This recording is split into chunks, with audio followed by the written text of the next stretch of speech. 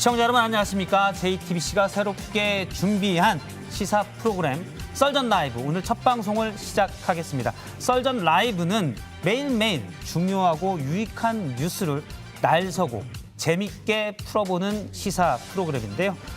저는 매일매일 대표적인 두 분의 썰전을 중재하는 그런 역할을 일단 맡았습니다. 잠시 뒤에 두 분도 이제 소개를 좀 하고요. 일단 제 뒤에 보시면 저렇게 여야의 대표적인 두 분이 김종민, 장제원 두 분이 나오셨는데요. 잠깐 손을 늘어주시겠습니까? 예, 지금은 웃고 있지만 조금 있으면 날선 썰전을 보일 것으로 보입니다. 이성대 기자는 어떤 역할을 맡았죠? 네, 제가 맡은 건 바로 뉴스 썰기라는 코너입니다. 뉴스 썰기. 뉴스 썰기. 뭘 썹니까?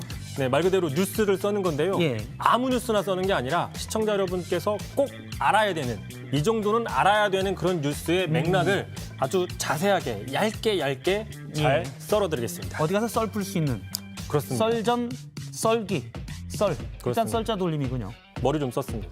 예, 알겠습니다. 오늘 아무래도 처음이기 때문에 우리 이제 어떻게 보면 크루인데 저희가 네. 각 코너를 소개를 좀 해드리겠습니다. 네. 강정 아나운서도 중요한 역할을 맡고 있죠. 네, 그렇습니다. 저는 그날 이슈의 중심에 서 있는 당사자 혹은 관련자분들을 영혼까지 끌어모아서 인터뷰해보는 영끌 인터뷰 준비해봤습니다. 예, 알겠습니다. 잠시 뒤에 기대를 해보도록 하고요. 예, 그러면 썰전 라이브 본격적으로 스튜디오에서 시작을 하겠습니다. 첫 코너 썰전 라이브 시작합니다.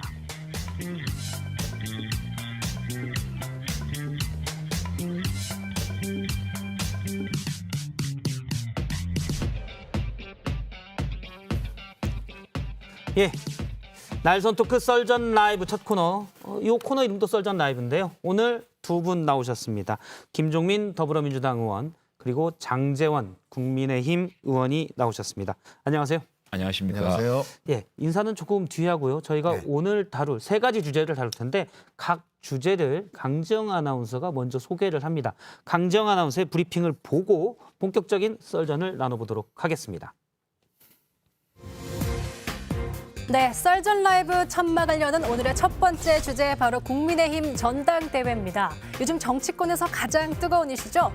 영선 바람 타고 흥행 가도를 달리는 국민의힘 전당대회까지 남은 시간 딱 나흘입니다. 선거인단 투표가 시작된 오늘 후보들의 썰전 한층 더 독해졌습니다. 뇌피셜이라고 하잖아요. 망상에 대해 가지고 제가 응답할 수가 없지만은 뭐라고 답을 해야 할지 모르겠습니다. 제가 정치 오래 했지만 이렇게 모욕적인 발언을 들은 거는 참 유례가 없다고 생각하는데요. 그게 바로 젊은 정치인가 묻고 싶습니다. 영선 후보는 중진의 경륜을 꼬집고 4선 후보는 신인 정치가 이런 거냐며 되물은 겁니다. 여기에 이준석 후보 비방 문자까지 30만 당원에게 날아들면서 특정 캠프 배우설까지 나오고 있는데요. 이준석 후보는 사퇴하라, 공세 수위를 높이고 나경원, 주호영 후보는 우린 아니다, 선동 말라 이렇게 목소리를 높이고 있습니다. 이렇게 되면 선관위는 한층 더 바빠질 듯하네요. 사실관계 확인이 좀 필요합니다. 근데 그 보낸 분이 지금 계속 전화를 안 받고 있어요. 나흘 앞두고 격해진 후보들의 신경전. 과연 순풍을 탄 국민의힘 전당대회에 어떤 영향을 미칠지 궁금해집니다. 예, 본격적인 썰전 시작합니다. 첫 주제는 전당대회 T-4 격해진 신경전입니다. 근데 왜 맨날 그 김종민 선배예요?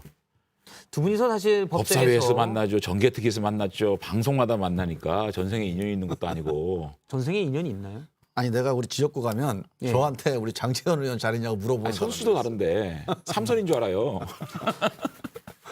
그래도 수석 최고위원까지 아니, 그러니까 수석 하셨던. 최고위원급이니까 수석 예. 최고위원이니까 제가 하죠. 그래서 봐주는 거야. 선수 예. 하나 좀 밀리는데 그래도 봐주는 것 같아. 예. 거의 4선급이라 가지고. 두 분이서 사실 법사에서 고성으로 싸우던 모습들이 시청자분들이 생생할 텐데 아니, 제가 알기로는 사석에서는 법사위는 프렌들리 했고요. 정개특위. 정개특위에서는 예. 간사를 같이 했거든요. 아, 그렇죠. 초선 때 간사를 하시더라고요.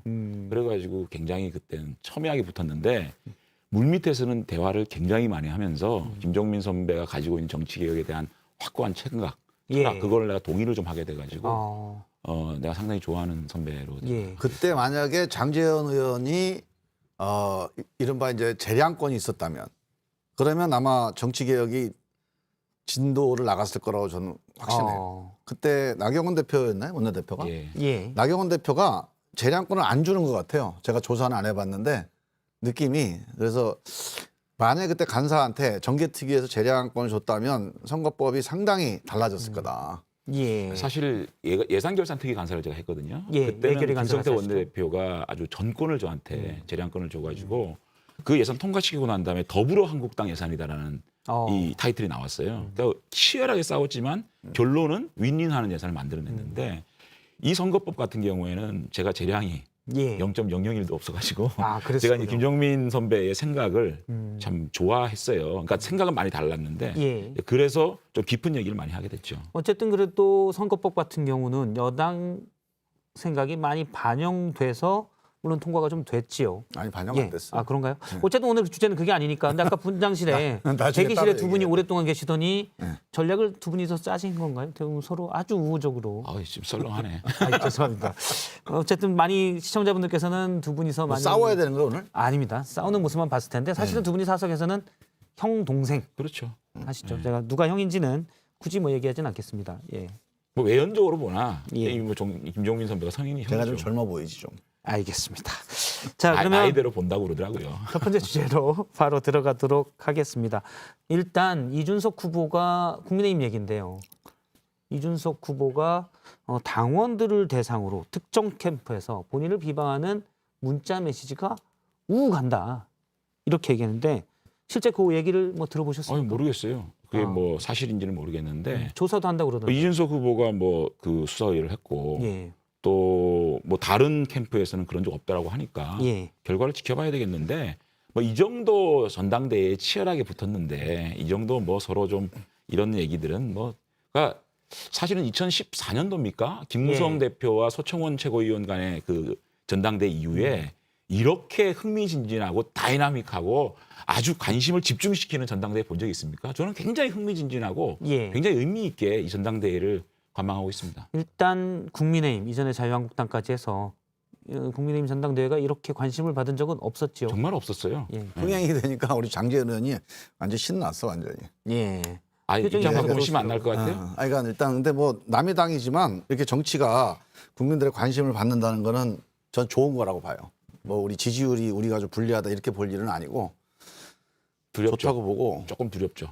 아니 원래 걱정되죠. 약간은 버거운 목표가 생겨야 노력을 하잖아요. 그래서 나는 되게 좋다고 봐요. 아, 이 정도 그동안에 야당이 우리 야당복이 많아가지고 우리가 조금 약간 풀어진 면이 좀 있어요. 요즘 여당복이 좀 있는 것 그래서 같아요. 우리가 이제 야당복이 없는 예. 이제 이런 정치를 한번 해보. 그래야 노력을 하거든. 그래서 저는 뭐 좋다고 봅니다. 노력 좀 하셔야죠. 예. 아니, 근데 저희들이 지금 받고 있는 관심이 문재인 정권이 또 실망한 그분들이 우리의 변화를 요구하고 있는 민심이 표출돼 가지고 전당대회가 이렇게 뜨거워졌다고 보거든요. 그렇기 때문에 저희들이 지금 이 전당대회에 국민들이 요구하고 있는 변화 이것들을 어떻게 수용하고 앞으로 누가 당선이 되든 간에 그 변화의 물결을 잘 받들어서 당을 운영하느냐 그게 더 중요하다고 생각합니다. 근데 제가 보기에는 뭐 이렇게 선거판 얘기긴 하지만 그 국민의힘이 이제 흥행은 좀 되는데 지금 얘기한 대로 그 변화를 이뤄서 신뢰로 이어질 거냐에 대해서는 저는 조금 민주당이 아직은 기회가 있다 예. 이렇게 보는 게 저는 이제 국민의힘의 여러 가지 지금 변화의 내용을 좀 보고 있어요. 이 변화의 내용에 뭐가 담겼는지. 그러니까 형식적으로 변화가 아주 크게 일어나는 건 사실입니다. 일단 뭐 지도부의 나이대가 이제 되게 젊어지고 있잖아요. 예. 만일 근데, 이준석 후보가 네. 당선이 된다면 근데 이제 핵심은 그 안에 무슨 내용이 있느냐가 되게 중요해요. 근데 내용이 대부분 그거더라고요. 어떻게 하면 문재인 정부를 몰아내고 우리가 정권을 잡을까, 선거에서 이길까. 근데 저도 선거 정치를 되게 중요하다고 생각을 해요. 우리가 4년, 2년에 한 번씩 선거를 하는데 선거에서 신뢰를 못 얻으면 우리가 자기 뜻을 못 펼치니까 되게 중요합니다. 근데 우리 지금까지 정치의 가장 큰 문제, 즉 변화해야 될 그 가장 큰 잘못된 정치 행태 중에 하나는 선거만 관심이 있어요. 선거에서 이기는 것만 관심이 있고 이긴 다음에 어떻게 국정 운영을 해야 되는지 또 어떻게 정책을 펼쳐야 되는지에 대한 준비, 거기에 대한 논의 그런 것들이 좀 잘 안 갖춰진 상태에서 너무 이제 선거만 하게 되는데 지금 국민의힘도 보면 그 이런 변화의 와중에 이 정치를 어떻게 바꿀까? 특히 이거 엄청난 정치 양극화가 심각하잖아요. 이 적대와 증오의 정치. 예. 이거 해결 안 하고는 선거 이겨봐야 사실 일을 못해요. 그래서 저는 이런 근본적인 문제에 대한 고민이 과연 이 변화에 대해서 담겨 있느냐.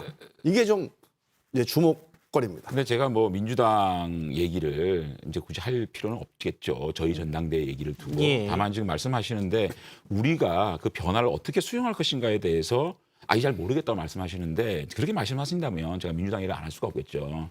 그러니까 민주당이 변화라는 게 뭐냐. 저는 상식에 기반한 정치를 하는 것이 변화라고 생각을 해요. 보편적 상식이 있는 분들의 맞춤형 정치를 하는 거. 그러니까 공정과 정의는 민주당에서 외치고 우리도 외쳤지만 그 기준이 뭐냐. 다 자기의 기준이에요. 국민의힘의 기준, 민주당 기준이거든요. 근데 그건 아니고 그 당의 정략적인 기준이 아니라 상식에 기반한 정치를 하는 것이 변화라고 생각을 해요. 그거를 민주당도 못했고 저희도 정권을 잡았을 때 못하지 않았습니까? 근데 민주당에 보게 되면 변화해 오고 있지만 조국의 시간이 오고 있습니다. 추미애의 시간이 다시 와요. 자, 그래놓고 어떻게 변화를 얘기할 수 있겠습니까? 자, 변화라는 거는 저는 이렇게 생각을 해요. 그러니까 뭐 어떤 후보가 되면 변화에 대해서 좀 두려워할 수도 있다. 변화가 너무 급진적으로 가는 거 아니냐라는 지적들이 좀 있잖아요. 근데 저는 변화가 오히려 더 안전하고 안정적이라고 생각을 하는 게 변하지 않으면 우리는 몰라요. 그런데 언젠가 바로 소멸해버려요. 그러니까 예. 현재에 변화하지 않는 사람들은 소멸할 거는 몰라요. 타성에 젖어가지고. 그런데 죽는 길로 가고 있는 거거든요. 그러니까 변화를 하는 것이 시대의 흐름에 맞게 국민들의 요구에 맞게 변화하는 것이 오히려 더 안전하고 안정적이기 때문에 그 그 말씀은 변화를 지금 가져야 된다는 거죠. 국민의힘은 어쨌든 이준석 돌풍을 상징으로 해서 변화에 막 탔는데 민주당 그렇지 않다라는 말씀이시군요. 아니, 근데 객관적으로 이제 뭐 좀 당을 떠나서요. 예. 제가 이제 이런 문제 얘기를 한번 해볼게요. 변화라는 게 지금까지 해오던 것이 문제가 있으니까 바꾸는 거 아닙니까? 그럼 뭐가 문제가 있느냐? 지금까지 했던 사람의 문제가 있다. 그럼 사람을 바꾸면 돼요. 그 사람은 바뀌게 돼 있어요. 5년 단임제이기 때문에. 사람이 바뀌는 거로는 변화의 내용을 채우기가 어렵습니다. 핵심적으로 저희가 지금 88년 이후에 대통령이 지금 7분 당선돼서 국정운영을 했습니다. 지금 이 7분의 대통령들이 이제 진보도 있고 보수도 있고 또 제가 존경하는 분도 있고 또 제가 좀 신뢰하지 않는 분도 있었지만 이 7분의 대통령들이 이제 그 국정을 하면서 우리가 대통령 한 사람을 마치 메시아처럼 대통령 누가 되면 세상 바뀐다. 사실은 이게 우리 스스로도 속인 거죠. 그렇지 않아요. 정당이 그 대통령을 공천한 정당이 그 대통령 5년 국정 운영을 책임질 준비가 안 되잖아요. 그러면 실제 못합니다. 그런데 지금 우리는 대통령 만들어 놓고 대통령이 비서실에서 수석들하고 이렇게 같이 해서 그냥 알아서 하면 되겠지 않은 이런 정도의 정치를 지금 해온 건데 저는 이번에 만약에 변화가 된다면 대통령이 누가 되느냐도 중요하지만 대통령을 누구를 공천하느냐도 중요하죠. 그게 50%라면 대통령이 누가 되든 국민의힘이 정당에서 어떤 정책을 가지고 어떤 비전을 가지고 이 포스트 코로나 시대, 이 양극화 시대를 돌파해 나갈 건지 예. 여기에 대한 당 차원의 어떤 에너지가 결집이 되고 뭔가 100가지 혁명이 이루어지고 저는 말씀하실 때 이런 부분이 좀 필요한데 정치개혁 차원에서 그렇죠. 얘기를 하는 정치개혁이 걸로 보고 근본적으로 혹시 뭐 대통령제를 바꾸자 개헌 요 얘기인 줄 알았더니 그거 아니고 이제 정당이 어떻게 받쳐주느냐의 문제라고. 아니요 그거는요 개헌이 꼭 능사가 아니에요. 대통령제를 하더라도 이런 대통령과 비서실 중심의 대통령제를 하느냐 아니면 정당 중심의 공적인 국민들에게 공개된 이런 대통령제를 하느냐에 따라서 이 퍼포먼스가 달라질 수 있거든요. 그러니까 지금 너무 철학적으로 지금 요즘 굉장히 철학적으로 말을 쓰는 이건 철학이 아니고 굉장히 철학적이고 아주 정개특위 때 역사관과 철학관을 갖다가 요즘 법사위에서 지금 그 질의할 때도 좀 그래요. 그런데 지금은 그 시스템의 문제도 있어요. 저도 정치개혁 잠깐만 간사 우리 라이브에서 편집을 못 하니까 다음 주제에 또 아니 가니까 짧게 요 얘기는 해야 돼요. 예, 그 그러니까 얘기하시죠. 있지만 네. 지금 9개월밖에 안 남은 상황에서 사람을 바꿔야 되는 거거든요. 사람을 바꾸고 저는 여당도 해봤고 야당도 해봤어요.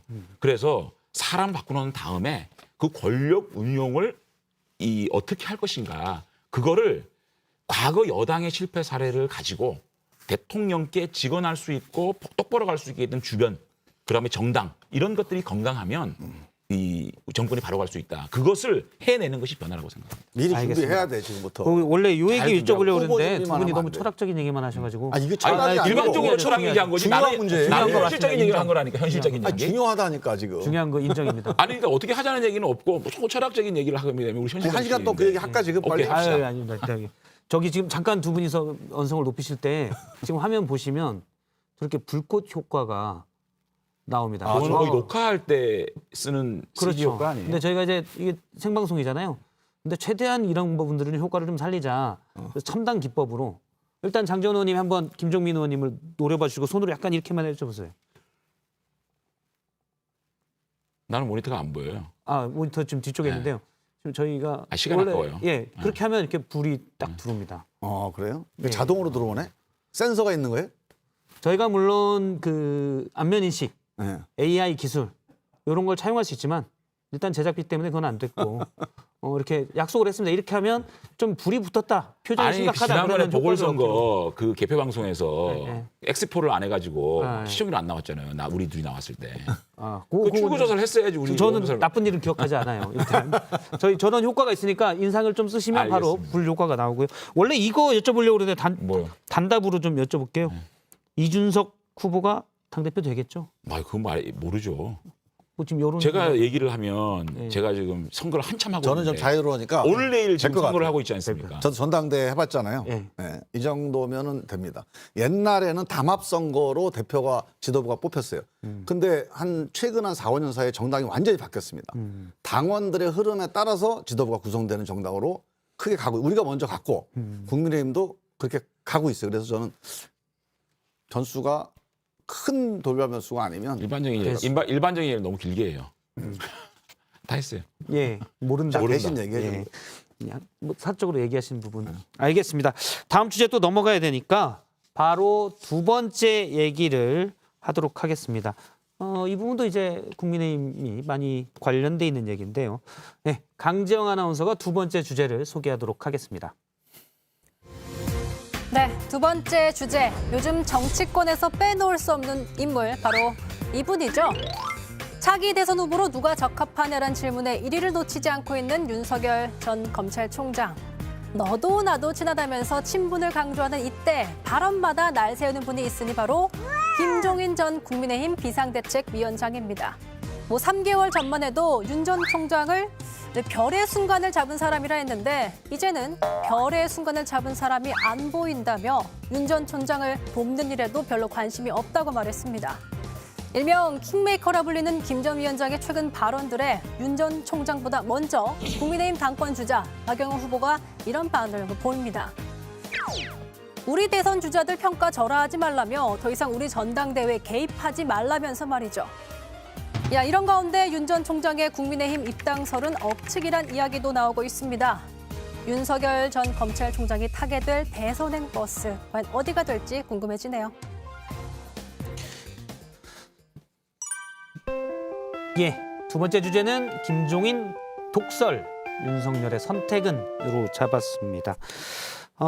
김종인 전 비대위원장이 아무래도 명백히 사실 윤석열 전 총장을 지칭하는 것으로 보이는데 별의 순간을 잡았다라고 평가했는데 지금은 또 별의 순간을 잡은 사람이 안 보인다라고 하십니다. 아니 저는 그러면 별의 순간을 놨다는 아니 건가요? 이 중요한 예. 시간에 김종인 전 비대위원장의 얘기를 주요 테마로 삼는 것 자체가 예. 이게 좀 문제가 있다고 봐요. 아니 윤석열 괜히 예. 밖에서 심술 나신 건데 그거 가지고 이렇게 우리가 또 심각하게 토론을 한다는 게 그분은 지구가 자기 중심으로 돌아가야지만 예. 되시는 분이니까 사실은 검사가 바로 대통령이 된 적이 없다. 그거는요 동네 전보는 수준의 얘기 아닙니까? 예측 아닙니까? 그건 뭐 확률 게임 가지고 그렇게 말씀하시는 거 가지고 이게 뭐 논란이 될 게 있습니까? 예. 확률은 아니고 많은 사람들이 그런 생각을 아니 해요. 그러니까 과거에 없었으니까 지금도 없었다? 그럼 대한민국처럼 전 세계적으로 동서고금에 산업화와 민주화를 이렇게 짧은 시간에 이룬 나라 있습니까? 아니, 이게 대한민국의 자연스럽지 않다. 다이나믹스거든요. 순리가 아니다 그런 얘기. 잠깐만 윤석열 총장에게 국민들이 뜨겁게 지지를 보내는 이유가 뭡니까? 자신의 분야의 성공의 함에 있어서 그 과정에 공정과 정의를 아주 임팩트하게 실천함으로 인해서 이 시대의 공정과 정의의 상징이 돼버린 거예요. 그렇기 때문에 우리나라를 반듯하고 상식이 통하는 그런 나라로 이끌어줄 것이다라는 국민의 기대지 검사 출신이기 때문에 윤석열 총장이 뜨겁게 지지하는 건 아니고요. 대통령은 그 시대의 시대 정신만 가지고 있으면 됩니다. 나머지는 디테일은 전문가가 하면 되고 그 전문가를 어떻게 쓸 것인가 그 용병의 문제라고 보죠. 아니 내가 답답한데 아니 장제원은 지금 뭐 윤석열 선대본부장인가? 왜요? 아니 벌써 뭐 입당도 안 한 사람을 참 아니 내가 아니, 근데- 진짜 우리 국민의힘에 아니 근데 그렇게 얘기하면 내가 되게 답답한 웃긴 게 게 이런 거예요. 자 윤석열 총장이 한마디만 어쨌든 우리 이 아니, 범야권 말도 진영의 끊어갖고. 중요한 대권 후보인 거 맞잖아요. 그런데 그 분의 장점을 얘기하는 거 가지고 무슨 뭐 검증을 해야지. 우리 당이 없었다는 거. 검증을 저는 이제 예를 들어서 하세요. 김종인 대표가 김종인 위원장 윤석열 총장에 대해서 이런 얘기 저런 얘기 하잖아요. 예. 이런 얘기 저런 얘기 하면서 나름대로 이렇게 다각적으로 보는 시각 때문에 자꾸 뉴스가 되는 거예요. 근데 국민의힘은 그걸 안 해. 그냥 지금 윤석열 거의 선대위원장 선거가 이번 전당대회 같아. 예. 너도 나도 전 대표가 되겠다는 사람들이 윤석열을 어떻게 모시겠다. 사실 윤석열이라는 사람 정치를 안 해본 사람 아닙니까? 여론조사 좀 나오는 거예요. 이 여론조사 나오는 거 갖고 대한민국 정당 또는 대한민국 정치를 맡겨도 되냐. 이거에 대한 고민이 없어요. 오히려 김종인 같은 양반이 이렇게 한번 던져보고 저렇게 한번 던져보고 이래서는 안 되지. 정당이 그 역할을 해줘야지. 대통령이 정치인들의 전유물입니까? 두 분이- 벤처 사업가도 될 수 있고 교수들도 될 수 있고 법조인도 될 수 있고 누가 대통령 되지 그럴 수 있는 거 말라는 게 아닙니까? 아니라 그런데 정당이 그분이 검증 기능을 검사기 해줘야 때문에 된다 이거지. 아니 난 검사기 때문에 안 된다? 바로 된 적이 없다? 그 과거 사례를 두고 지금도 안 될 것이다. 이렇게 얘기하는 자체가 넌센스죠. 자, 그리고요. 군인을 왜 자, 국방부 장관을 안 시키냐. 윤석열 그 이유가 있어요. 아니 들어보세요. 조금만 나도 얘기 좀 합시다. 이 기계적인 균형을 맞춰야 너무 될거 오래 아닙니까? 아니 예. 윤석열 총장이 지지율 조금 나온다고 얘기할 수 있는 거예요? 그러면 왜 양자 구도에서 윤석열 총장 맨날 집니까? 그게 조금입니까? 국민들이 적어도 35% 정도의 국민들이 지금 지지를 하고 있는 그 실체에 대해서 민주당이 냉정하게 바라봐야 되는 아니야, 거예요. 그거는 자신들이 그거고. 왜 네, 이 여론조사는- 지지율에서 이렇게 처지는지에 대해서 여론조사는 예, 이제 김정민- 실체이지만 문제는 여론조사가 나온다고 그래서 그렇게 떠받들면은 안 돼. 민주당에서 정당은 지금까지 추천할 정권을- 때 내 얘기 좀 하고 얘기 좀 해. 아니, 예, 아까 하세요. 계속 하셨으니까. 끊어 조금- 이렇게. 아니 그러니까 일방적으로 내가- 그렇게 사람을 표명하는 거 아니지. 아니 사람을 폄하하는 게 아니라 그러니까. 정당에 대해서 얘기하는 거야. 윤석열 씨 얘기하는 게 아니, 아니고 그러니까 정당에 대해 정당이 얘기하세요. 예, 예. 공천이라는 게 뭐예요? 후보를 여러 사람들을 검증해서 국민들 앞에 추천하는 게 공천 아닙니까? 근데 여론조사 좀 나오는 후보라고 그래서 이렇게 다 같이 뭐 찬양 모드로 가고 다 무슨 선대위원장 하듯이 이렇게 가서는 거기서 추천된 후보를 국민들이 어떻게 믿나요? 아니, 그래서 저는 지금- 내부에서 자 검사했던 사람이 바로 정치하는 게 맞냐? 군인했던 사람이 바로 국방부 장관 정치하는 게 맞냐? 이거 비슷한 질문이에요. 일리가 있는 질문이니까 그거에 대해서도 한번 고민해보고 이런 것들을 어떻게 국민들에 설명할까? 이런 논의를 해야지 이거를 마치 무슨 윤석열을 매도하는 거다. 이렇게 몰아붙여서는 아니, 공천 작업이 잘 안 되죠. 공천 작업이 아니고요.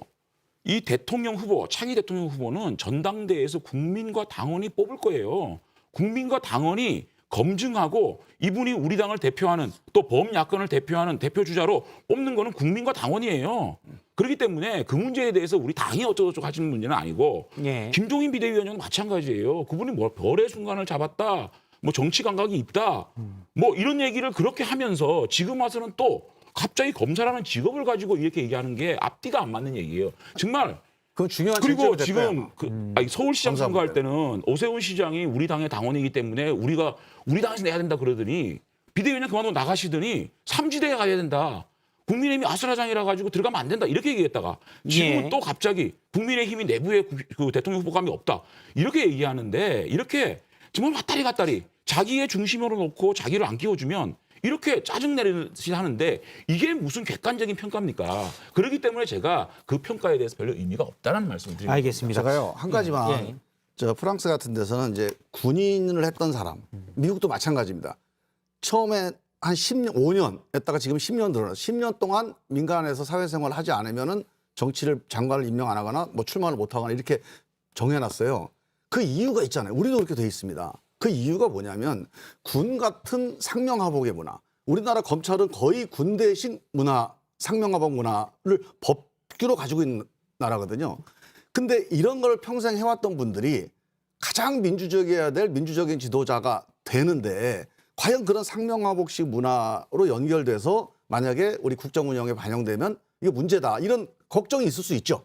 이런 문제들에 대해서는 공적으로 공론을 통해서 한번 걸러져야 될 문제지. 그게 무슨 문제야? 왜 음해해? 이렇게 갈 문제는 아니다. 저는 그렇게 봅니다. 일단 뭐 저 요 얘기만 계속할 수는 없으니까 일단 민주당 일부 의원들이 여권의 일부 의원들이 네. 검찰의 주요 간부였던 분이 공직선거에 나오는 기한을 둔 투자라는 법을 추진했다가 일단 아직은 그건 뭐 좀, 법을 만들긴 해야 예, 됩니다. 예. 홀딩돼 있는 상황이죠.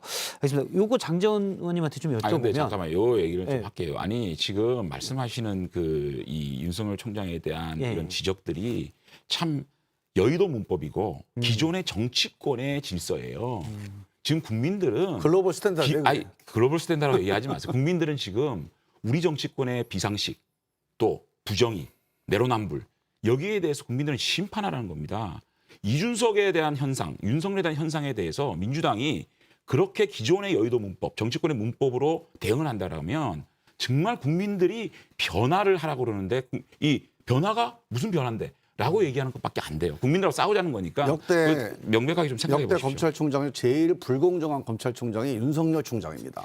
지금 조국을 그렇게 수사를 하고 사냥하듯 수사를 하고 나경원 자기 친하다고 수사 안 했죠?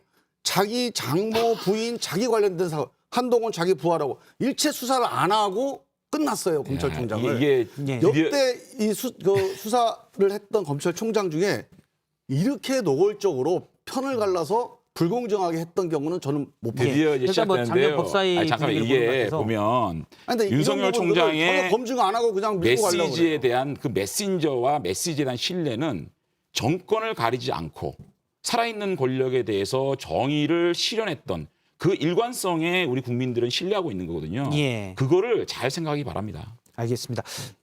그 윤석열 전 총장이 지난 달 24일이죠.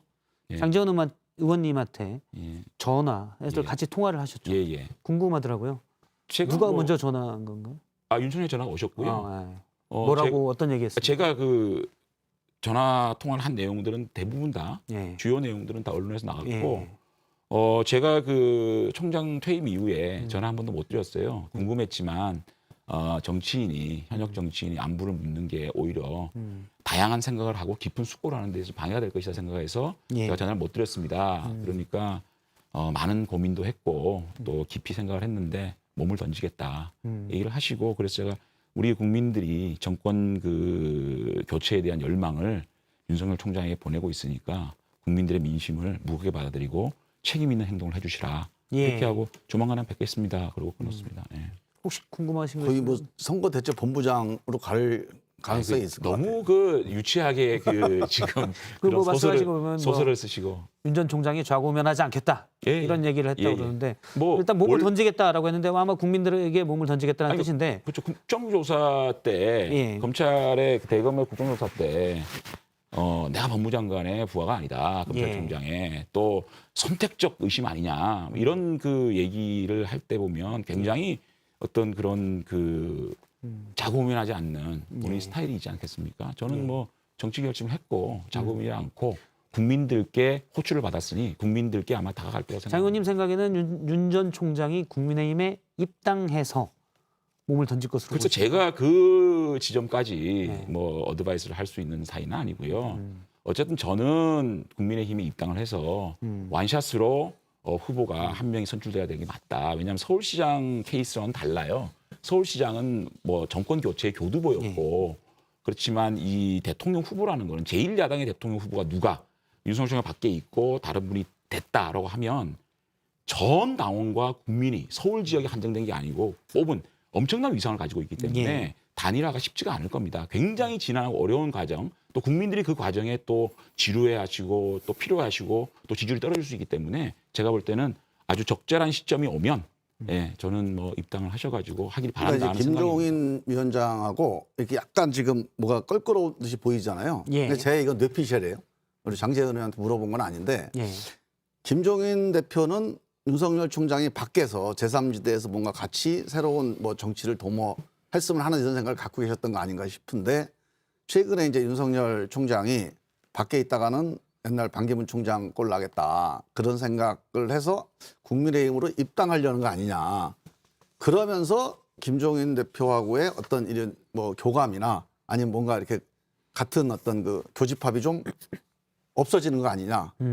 그런 거 아니에요 혹시? 근데 저는 이렇게 생각을 해요. 그러니까 우리가 자꾸만 과거의 경륜도 좋고 정치적 경험도 좋지만 이제 국민들은 새로운 시대, 예. 완전히 새로운 시대를 요구하는 거 아닙니까? 그러니까 윤석열 총장이 구시대의 막내가 아니라 새로운 시대를 여는 바탕이 되려 그러면 과거의 세력보다는 미래에 함께할 수 있는 세력을 함께하는 게 저는 맞다고 생각합니다. 알겠습니다. 오늘 뭐 사실 저희가 첫 방송인데 일단 뭐 이 주제랑 상관없이 제가 말씀드리면 두 분이서 이제 서로를 이렇게 마주 보셔야 화면에 좀 더 두 분이 좀 잘 나오고요. 물론 제가 호감 가는 얼굴이긴 하지만 저보다는 서로 보시면 제가 좀 더 마음이 편할 근데 것 이쪽 같아요. 보지 뭐 나한테 얘기를 하셔. 저희 조 PD님이 계속 두 분 마주 보시라고 얘기를 하셔서 알겠습니다. 예, 안 볼게요. 알겠습니다. 저 딴짓도 좀 하게 너무 보지 마세요. 알겠습니다. 다음 세 번째 주제 강재영 아나운서의 브리핑으로 들어보겠습니다. 네, 치열하고 날선 재미로 장안의 화제가 될 예정인 썰전 라이브. 주말 사이 저희 썰전 라이브 못지않게 설전이 벌어진 토론의 장이 있었으니 바로 이재명 경기도지사의 페이스북입니다. 지난 토요일 이 지사가 올린 복지 후진국에선 복지적 경제 정책인 기본소득이 가능하고 필요하다. 이 글 때문이었는데요. 누리꾼들의 댓글에 일일이 다시 대댓글을 달면서 적극적인 반응을 보였습니다. 몇 개만 좀 볼까요? 자, 일단 맞춤법을 지적하는 댓글에는 좋은 지적 감사합니다 라고 친절한 웃음을 날리기도 하고요. 이재명 지사는 즉흥적이며 임기응변에 능하다 보니 스텝이 스스로 꼬이게 되는 것이란 비판은 이해도가 높으면 그런 오해가 사라진다라고 응수했습니다. 그리고 무슨 글을 써도 믿지 못하겠다. 주장의 양보다 질에 집중하라. 이런 요구에는 이해하려고 노력하거나 이해 능력을 더 키워보라. 이렇게 답변을 했네요. 이재명 지사의 기본소득론을 향한 공방은 누리꾼들뿐만 아니라 여야 할 것 없이 벌어지고 있습니다. 이 지사의 본격 역공 모드 들어가는 걸까요? 예, 세 번째 주제는 이재명의 기본소득 썰전입니다. 이재명 경기지사의 대표 정책이 이제 기본이 들어가는 기본소득인데 일부 이제 비판 댓글을 단 네티즌에도 직접 대응을 했어요. 이게 뭐 원래 성격이 솔직하시니까 그렇게 봐야 될까요? 저는 뭐 그렇게 직접적으로 소통하는 건 전 좋다고 봐요. 바람직하다고 보고 저는 기본소득 문제 제가 이재명 지사한테도 직접 그런 말씀을 드린 적이 있는데 기본소득은 연구할 가치는 있는 주제다. 그러나 기본소득이라는 정책을 우리가 바로 집행하는 거는 위험하다. 그런 말씀을 드린 적이 있어요. 그래서 이 문제에 대해서는 공론의 길을 여는 이런 역할을 이재명 지사가 했던 거에 대해서 저는 긍정적으로 봅니다. 어떻게든지 자기가 양극화 이후에 또는 4차 산업혁명 이후에 이 일자리 없는 노동 없는 미래에 대한 여러 가지 공론들을 우리가 준비를 해야 되는데 그중에 하나가 기본소득 쟁점이 들어가는 건 맞죠. 그래서 이 논의를 함께 해나가는 점에서는 의미가 있는데 이거를 당장 저보고 25조, 50조를 가지고 당장 내년부터 실행을 하자. 이거는 좀 위험할 수 있다. 그리고 이건 우리 당론은 아닙니다. 그래서 이 문제에 대해서 이재명 지사도 아마 이런 여러 가지 공론의 과정을 통해서 국민들의 의견 또는 반론들 이런 걸 잘 한번 소화하면서 한번 정리정돈을 할 수 있는 기회가 됐으면 좋겠다. 네. 정말 나 생각과 똑같아요. 아, 그래? 제 생각. 이게 그러면 안 되는데, 아니 이거. 기본소득이라는 거는 이상적인 그러니까 국민들의 기본적인 삶을 국가가 보호해주는 그러니까 그거를 지원해주는 굉장히 좋은 생각이에요. 근데 이걸 어떻게 할 것인가? 이 문제는 굉장히 어려운 부분이거든요. 사실은 현행 복지제도의 구조조정이나 개편 없이 과연 이걸 도입할 수 있겠느냐? 이재명 지사가 지금 얘기하고 있는 1년에 50만 원씩 주겠다. 그리고 그 다음에는 1년에 두 번 50만 원 주겠다. 예. 이거를 기본소득이라고 얘기하는 거는 부끄러운 얘기고요. 현실적으로 세입을 또 어떻게 할 것인가, 세출을 또 어떻게 할 것인가를 우리가 종합적으로 논의해서 또 이것을 국민들께 동의를 구하는 아주 큰 작업이거든요. 그렇기 때문에 지금 기본소득이라는 그런 깃발만 들고 1년에 50만 원 드리겠습니다. 이런 얘기를 하는 거는 저는 1년에 50만 원 주는 기본소득 반대입니다. 그건 할 필요가 없는 거고 기본소득이라고 다른 수는 방법으로 우리 오히려 복지를 강화하는 예를 들면 청년들이 너무 어려우면 적어서 기본소득 역할을 못한다는 청년 것이죠. 수당을 좀 인상하면 되고 기초노령연금이 좀 부족하면 기초노령연금 좀 인상하는 방법으로 복지를 좀 더 촘촘히 하는 방법으로 가도 되는데 굳이 그거를 기본소득이라고 얘기를 할 필요는 없는 것이고 이거는 굉장한 공론의 장에 공론이 필요한 것이고 국가의 전체 세출의 틀, 세입의 틀을 바꾸는 거기 때문에 신중하게 접근할 필요가 있다고 저는 말씀 앞으로 동의합니다. 이번 대선 과정에서 이 논쟁이 좀 벌어져야 되는데 크게 보면 뭐 기본소득 논쟁이 얼마나 갈지는 모르겠어요. 하지만 근본적으로 앞으로 대한민국이 10년 동안 뭐 할 거냐. 대한민국의 OECD 평균까지 이제 담세율을 높이면 한 100조 정도의 추가 재원 가능성이 있습니다. 물론 이제 국민들이 이제 동참할 때 얘기죠. 이 100조를 가지고 뭘 할 거냐 앞으로 10년의 대한민국의 이 방향을 결정하는 아주 중요한 문제인데 이 중에 1순위는 전 평생복지라고 생각해요. 대한민국을 평생복지국가로 만드느냐 못 만드느냐 10년 안에 달려 있거든요. 이 저출산 고령화를 돌파하는 거, 양극화 돌파하는 거 여기에 달려 있습니다. 이 평생복지하고 기본소득이 뭐가 다르냐? 달라요. 평생복지는 필요한 사람에게 필요한 만큼 실업 그러면 이 사람에게 실업을 극복하려면 생활비 필요하다. 그럼 뭐 150만 원, 200만 원. 그다음에 노령, 뭐 이제 일할 능력이 떨어졌다. 그다음에 장애인, 뭐 병원에 입원했을 때 필요할 때 그 필요한 만큼 병원비가 1,000만 원 나오면 1,000만 원 줘야 돼요. 이게 이제 평생복지 시스템인데 이걸 먼저 만들어 놓고 그럼 기본적인 생활이 되잖아요. 그 위에서 우리 지금 기본소득이라고 하는 추가적인 소득 지원을 추가하는 거 이게 이제 검토될 수 있는 건데 그게 그런 일단 제가 한 가능성이 말씀만 잠깐만요. 잠깐. 이게 한 10년. 말씀을 드려야 되는데 이제 그게 불가능해요. 제가 지금 얘기를 간사했기 때문에 대한민국 예. 예산을 아주 잘 제가 이해를 하고 있는데 노동이나 아까 실업수당 비롯해가지고 노동이나 또 복지 예산이 얼마인 줄 알아요? 200조입니다. 예. 그리고 지방교부세부터 시작해서 행정, 경직 예산이 있죠. 그게 80조예요. 교육 예산이 71조입니다. 그것만 해도 지금 400조가 다 돼가요. 그런데 지금 우리 대한민국 예산이 500조가 안 되지 않습니까? 그런데 100조 가지고는 안 되는 게 550조. 그러니까 월 50만 원 정도면 600만 원 아닙니까? 예. 아니, 그럼 기본소득을 얘기하는 건 잠깐만 아니죠. 단순 계산에 312조예요. 그러니까 그것이 기존의 200조에 달하는 복지 예산의 구조조정 없이는 불가능하다는 겁니다. 그래서 현실적으로. 당연하죠. 어쨌든 저 김종민 의원님은 평생 복지 체계를 평생 갖춰야 복지 시스템을 갖춰서 누구나 필요할 때 그 필요한 그렇죠. 서비스를 받게 예, 해주는 게 예. 일단 1번. 기본소득은 이게- 사실 보편복지인데 그것보다는 필요한 그건 이제 사람들에게 기본소득은 이런 선별복지로. 거죠. 누구나 똑같은 액수를 지급하는 거잖아요. 근데 그 전에 필요할 때 필요한 만큼 충분히 제공해주는 복지가 있어야 되고 이게 돼 있으면 그 다음에 이제 기본소득 논의를 해볼 수 있다고 저는 보는데 그러니까 외국에서 사실 얘기하는 요거 제가 미리 저- 시청자분들에게 약간 말씀을 드려야 될 게 여야가 지금 여야의 대표 논객 두 분이서 대표 의원님 두 분, 중진 두 분이서 악수를 하고 의견이 똑같다고 하셨는데 지금 이제 대선을 한 8달 이상 앞둔 시점에서 지지하는 후보들이 다 다를 수가 있으니까요. 그 얘기를 근데 전제를 이런 좀 건 해야 돼. 있어요. 예, 여당의 이거- 공식 입장은 아니고 일단 김종민 의원님이 개인적인 보시기에는 얘기죠. 기본소득은 당장 하는 건 좀 부적절한 것 같다. 논의를 해볼 가치가 있다는 건데 이재명 지사의 정책 중에 기본소득 전체에 대한 기본소득 메시지 말고 그 예. 안에 담겨 있는 내용 중에 상당히 중요한 메시지가 있어요. 바로 이제 지역화폐 관련된 건데 예. 이재명 지사는 우리가 일반적으로 얘기하는 기본소득론 전체를 지금 밀고 가는 것보다는 지역화폐를 통해서 지역 경제를 살리는데 이 방식이 좋다.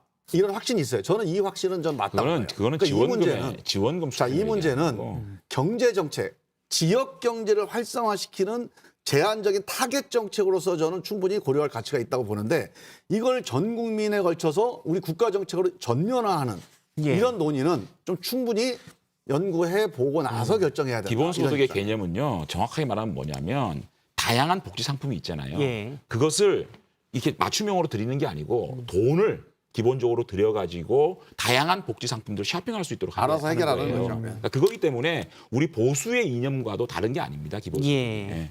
알겠습니다. 원래 보수 그런데 지금 세력의 제가 하나 주장은 좀, 그렇죠. 예, 하나 좀 저희가 뭐 가벼운 주제이기도 한데 여쭤볼게. 자꾸 요즘 보면 유니스 의원님이 이재명 지사 저격수로 이렇게 나오신 것 같아요. 거기에 대해서 일단 이재명 지사와 가까운 김병욱 의원이 해석을 한 게 있는데 그 얘기를 잠깐 먼저 들어보도록 하겠습니다. 너무 정치 선동을 많이 하시는 것 같아서 좀 안타깝습니다. 이재명이라는 야권의 1위 주자와 함께 설전을 벌임으로 인해서 뭐 본인의 위상을 높이는 데 가장 큰 목적이 있지 않겠냐. 예, 아무래도 이제 지금 이재명 지사가 저 여권에 지금 여론조사는 가장 높게 나오다 보니까 여기저기서 공격을 또 많이 받는 점도 좀 있는 것 같아요. 원래 내부에서 윤희숙 의원이 경제를 잘하니까 이재명 지사의 기본소득을 공격하라 이런 얘기. 에이, 그건 아니죠. 그건 역할 분담은 아니고요. 아니고요. 아니, 그런 작전을 누가 짭니까? 유치하게. 예. 그건 아니고 윤희식 의원이 이재명 지사의 정책에 대해서 본인이 전문성을 가지고 있기 때문에 예. 거기에 대한 비판을 하는 거고 또 뭐 이재명 지사하고 친한 또 김병우 의원은 또 윤희식 의원을 공격하는 거고 그런 정치권에서 건전한 어떤 비판과 또 비판 사이가 하는 거 아니겠어요? 알겠습니다. 근데 저는 이제 이거를 제가 이렇게 쭉 지켜보고 있는데 저는 뭐 윤희숙 의원이 뭐 누가 시켜서 하는 것 같지는 않고요. 이제 본인이 경제 전문가니까 경제 관련돼서 어떤 이슈가 있으면 이제 자꾸 이제 뭐 메시지를 내는 거라고 봐요. 그리고 뭐 논쟁이 필요합니다. 정책 논쟁이 필요하다고 봐요. 근데 이제 한 가지 제가 걱정스러운 것 또는 이제 당부하고 싶은 거는 얼마 전에 그 재산비례벌금제와 관련해서 이재명 지사의 주장을 공격한 또 비판한 그런 페이스북을 봤어요. 이게 핀란드가 재산비례벌금이 아니고 소득비례벌금이다. 용어가 틀렸다. 이렇게 얘기를 하는데 이게 제가 이제 우리 이걸 입법하는 과정들에 참여를 했기 때문에 우리 국회에서도 재산비례벌금제라고 얘기를 해요. 그러니까 경제력 비례벌금제입니다. 그 재산이란 건 재산과 그냥 용어로 쓸 소득을 같이 이제 종합해서 경제력 비례벌금제인데 일반적으로 재산비례벌금제라는 게 이게 이제 상식 용어로도 사전에도 올라와 있는 용어라서 이거를 이재명 지사가 소득을 재산으로 오인하고 그런 주장을 했다. 이렇게 보는 건 약간 말꼬리 잡기에 해당돼서 논의가 그런 식으로 이제 너무 공격에 초점을 두다 보면 그런 문제가 생길 수도 있다. 차기 대통령 그런 후보는 점들을 좀 단어 고민해야 돼요. 하나하나 쓰실 때 정확하게 써야 되는 정확한 책임은 이재명 지사가 져야 되는 거고 정확한 요 단어로 얘기를 계속 하는 거 재산이 사전에 올라와 있는 용어예요, 그게. 앞서 이제 두 분께서 너무 열띤 토론을 하셔서 저희 시간이 다 지났습니다. 손실보상제 얘기 안 해요? 그거는 시간이 지났습니다. 이 민주당의 손실보상제도 좀 밀어붙여줘야 되는데 아니, 해야 이게 됩니다, 진짜. 대통령이 코너들이 또 있어서 대통령이 기분 쓰는 식으로 이 좀 재난 안 지원 이거 하면 안 돼요. 아니, 손실보상제도라는 어떤 저도 법의 엄청 테두리 내에서 우리 소상공인들이 정말 어려운 상황에 맞았을 때 예측 가능하게 내가 어느 정도 국가로 보상받을 수 있을 것이다라고 예측하고 빨리 만들어야 돼. 운영해야 되지 않겠습니까? 이거 만들어야 되는데 민주당이 지금 기재부 반대하면 아니, 집권 만들어야 여당이 되고 뭐 하는 거예요? 그다음에 이게 제도화되기 전이라도 손실보상에 준하는 지원 프로그램을 빨리 만들어야 됩니다. 이제 손실보상제에서 핵심은 지금 핵심은 소급 여부인데 그 시간이 다 돼서 저는 정말 실질적으로 중요한 가능하다고 문제인데 봐요. 중요한 법이 문제인데. 없으면 이거를 그냥 나눠주기식이 되거든요. 예. 이거를 법의 테두리 내에서 아니요, 예산이 집행돼야 그렇지 됩니다. 않은 방법이 있어요. 아니 근데 제가 그거를 시간이 없어서 정말 자세히 우주순식으로 말씀 못 대통령이 드리는데. 내가 이거 한번 줘야지 이런 식으로 결정돼서 재난지원금 그럼 안 이런 되죠. 식은 안 됩니다 이제는. 손실보상제 소급 부분은 예를 들어 그런 거겠죠. 그러니까 뭐냐면 응당한 정부의 방역 수칙에 따른 피해를 응당하게 보상하는 거고 지원하는 것은 힘들었지 지원해줄게. 그렇죠. 약간 철학적으로 좀 다른 부분은 있는 것 같아요. 지금 근데 말씀하신 이렇게 게 가면 어떤 됩니다. 얘기인지 실질적으로 손실보상제를 법제화하잖아요. 그 이전에 그 법에 포함되지 않는 손실분이 있죠. 이 분은 지금 있는 우리 재난지원 프로그램을 충분히 보상을 해드려야 됩니다. 만약에 이게 없이 소금 문제가 그냥 얼렁뚱 넘어가 버리면 일단 실질적으로 이번에 피해 입은 사람들이 보상이 안 되잖아요. 아니 근데 이래서는 안 되죠. 민주당 국회의원들 만나보면 다 이런 말을 해요. 다음에는 근데 주제라 왜 두 개만 못합니까? 해서 제가 180을 가지고 있는데. 이제 예산 움직이는 저희가 게 그게 아니 아까 민주당이 잠시만요. 이해가 안 돼요. 정말로 이해가 안 돼요. 민주당 얘기를 집권 간사해보면 여당인데 예산 쓰는 게 그거를 쉽지가 말은 않잖아요. 맨날 이렇게 하면서 실천을 못 해요. 180을 밀어붙이고 다 밀어붙이고. 다음 주에 아니요, 이분 그렇지 않고요. 문제고 제가- 깊게 좀 보겠습니다. 지금 불꽃 효과가 계속 나오고 있는데 전기료가 많이 나오기 때문에 저희가 저유가는 이제 그만 쓰도록 하겠습니다. 제작비도 있고 전기료 저거 전력 소모가 커요. 불꽃 효과가 열은 전기에 알겠습니다. 근데 시간이 너무 모자라요. 이 손실보상법까지 이거 한 아니 시간 토요일 날 또 하시죠. 유튜브 이따 유튜브로 편집 하시죠. 때문에 또 안 돼요. 알겠습니다. 유튜브로 또 하시고 오늘 두 분 말씀 여기까지 듣겠습니다. 고맙습니다. 고맙습니다. 세상이 왜 이래 왜 이렇게 힘들어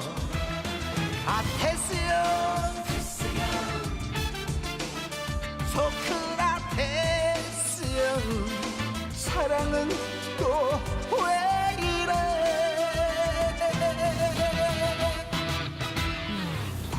너 자신을 알라면 좀 내뱉고 간 말을 내가 어찌 알고 네, 뉴스에 대한 시민들의 목소리를 들어보는 테스형 시간입니다. 테스형 첫 시간. 오늘 뉴스는 독도입니다. 일본의 도쿄올림픽 공식 홈페이지에 우리 땅 독도가 마치 일본의 영토인 것처럼 표기돼 있어서 우리 모두 굉장히 뿔나 있는 상태입니다. 그런데 경상북도에서 독도새우 20만 마리를 독도 앞에 방류했습니다. 관련해서 경북 영덕에서 오신 도테스님 잠시 스튜디오에 모셨습니다. 안녕하십니까? 네, 안녕하십니까? 네, 자기소개 좀 부탁드리겠습니다. 몇 번 했는데 익숙치는 않네요. 일단 리허설 할 때 좀 했는데 네, 영덕에서 온 도테스입니다. 예. 아까 본 그분 아니시죠? 점 있잖아요, 점. 우리는 점 있으면 다른 사람이에요. 네, 바로 본론으로 들어가 보겠습니다. 자, 여러분 이 영상 한번 보시겠어요? 네, 독도를 행정구역으로 둔 경상북도가 지난 3일에 어린 독도새우 20만 마리를 독도 앞바다에 방류하는 모습인데요. 자, 독도새우가 지난 2017년 트럼프 전 대통령이 먹은 새우로 알려지면서 국민적 관심이 집중된 그 독도새우인 거 맞죠? 맞습니다. 원래 도화새우인데 이제 독도새우라고 이름이 졌는데요. 당시도 뉴스에 났었잖아요. 일본 언론에서 왜 만찬매우가 독도새우냐 따졌는데 만찬은 우리가 정하는 거니까 따질 이유가 없습니다. 일본도 자기들 만찬할 때 그냥 스시 하면 됩니다. 그때 아이디어가 제가 봐도 좀 좋았던 것 같은데요. 트럼프 대통령이 나중에 미국 가서 독도새우 비슷한 새우를 봤을 때 오, this is 독도새우라고 하면 독도 슈림프겠죠. 아, 새우가 쉬림프. 예. 네, 알겠습니다. 알겠습니다. 어쨌든 네. 독도 쉬림프. 네. 쉬림프라고 네. 하면 미국 사람들이 오, 독도 쉬림프라고 하지 않겠습니까? 그러면 당연히 독도란 이름이 알려질 테고 독도에 대해서 자연스럽게 지구인들이 알게 되는 그런 효과가 있지 않을까라고 생각됩니다. 그러면 자연스럽게 독도는 다케시마가 절대 아니고 독도가 되는 거죠. 이번에 경상북도에서 20만 마리나 방류를 했다고 하는데 아주 잘한 일이라는 생각이 듭니다. 네, 앞은 잘 보이시나요? 예, 잘 보입니다. 알겠습니다. 일단 뭐 많이 가려야 되기 때문에. 네. 예. 20만 마리면 상당히 많은 양인 건데 아무튼 이번에 방류한 어린 새우 사실 정식 명칭이 도화새우잖아요. 예. 지금 제가 이제 독도새우를 비싸서 먹지 못하고 많이 봤기 때문에 알고 있는데요. 어렸을 땐 도화새우인데 5년 정도 지나면 20cm 정도로 커집니다. 마리당 2만 원 넘는. 굉장히 고가네요. 예, 굉장히 고가입니다. 맛있으니까 비싸겠죠. 예, 맛있으니까 비쌀 텐데 이 독도새우가 크면 방류를 또 해서 또 독도새우를 키우고 세계 각국에 수출을 하는 게 어떨까? 영덕사는 저 도테스 씨는 그렇게 생각하고요. 이름도 이제 독도새우라고 크게 써가지고 하고 일본 분들도 새우를 되게 좋아하거든요. 맞아요. 그럼 전 세계에서 독도새우가 인기를 끈 다음에 그 다음에는 일본에도 수출을 해도 괜찮지 않을까 생각합니다. 그러면 일본인 분들도 독도새우라고 하면서 먹을 수 있을 것 같아요. 이런 방식의 홍보가 뭐 과거 어떤 대통령처럼 뭐 독도에 찾아가고 이렇게 마치 분쟁적처럼 보이는 그런 행동보다는 훨씬 나은 것 같습니다. 네, 그렇군요. 알겠습니다. 자, 오늘 영덕에서 오신 도테스님 만나봤습니다. 근데 도는 독도의 도인 거죠? 아니요, 원래 도시입니다. 예. 알겠습니다. 네, 말씀 고맙습니다. 마치겠습니다.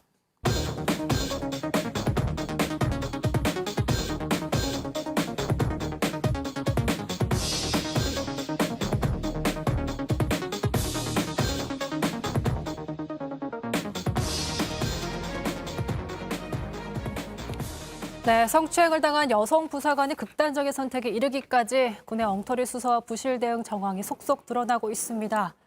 유족 측의 변호를 맡고 있는 김정한 변호사 함께 얘기 나눠보겠습니다. 안녕하세요. 네, 안녕하세요. 네. 사건 발생이 3월 2일, 첫 통화가 4월 27일에 이뤄졌습니다.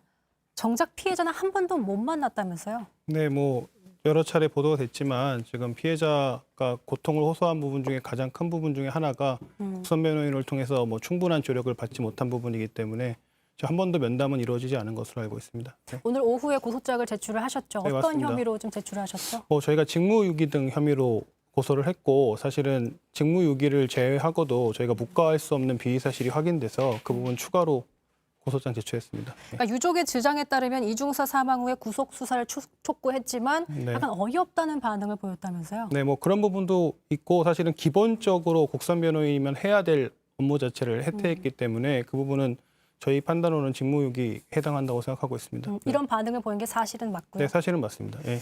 알겠습니다. 사실 공군 경찰에서 검찰로 넘겨지면서 검찰도 사건을 넘겨받은 후에 네.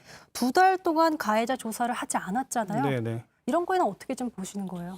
그러니까 뭐 저희가 사실은 이 사건 2달 동안 수사를 안 했다. 그 자체로 문제가 된다고 하기보다는 이 사건의 엄중성이라는 게 있을 것입니다. 그러니까 지금 이 사건 같은 경우에는 군인 등 강제추행 치상죄이기 때문에 사실은 실형을 피하기 어려운 사건이기 때문에 무조건 도주의 우려가 있다고 보여지고요. 그리고 이 사건 뭐 각종 회유가 있었기 때문에 증거인멸의 우려가 매우 높음에도 불구하고 수사를 아주 하지 않았다는 것은 분명한 문제라고 할 것입니다. 예. 5월 31일에 되어서야 피의자로 첫 조사가 이루어졌잖아요. 네. 사실 군 국선 변호사도 하셨고 또 네. 검찰관이시기도 하셨는데 네. 실제적으로 공군 경찰과 검찰 그리고 국선 변호사 이렇게 관계가 사실 동료나 이렇게 조직 구성원이잖아요. 네, 그렇습니다. 그럴 때 좀 진행이 잘 될 수 있는 그런 분위기가 형성돼 있다고 보시는지요?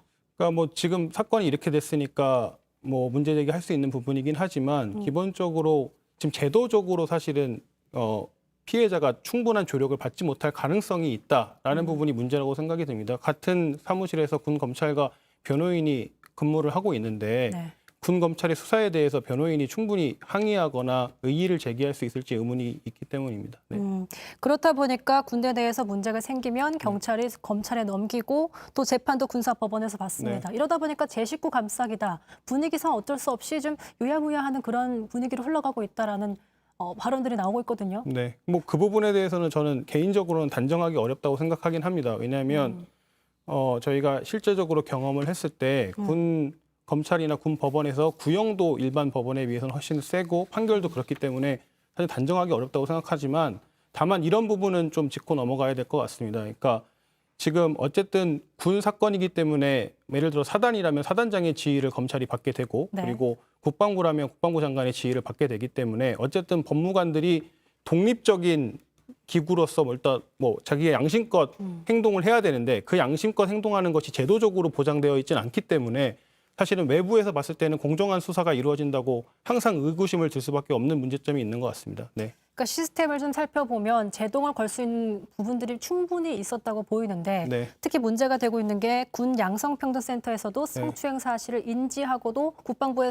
보고하지 않았잖아요. 네, 네. 이런 행태에 대해서 좀 어떻게 보세요? 그러니까 그거는 좀 납득하기가 좀 어렵습니다. 사실은 저희가 수차례 군 사건이 거듭되면서 성범죄에 대해서는 양성평등 상담관이나 뭐 성고충 상담관이 직속으로 보고를 하게 돼 있는데 지금 그 보고 자체가 누락되거나 왜곡됐다는 점이 나오고 있기 때문에 네.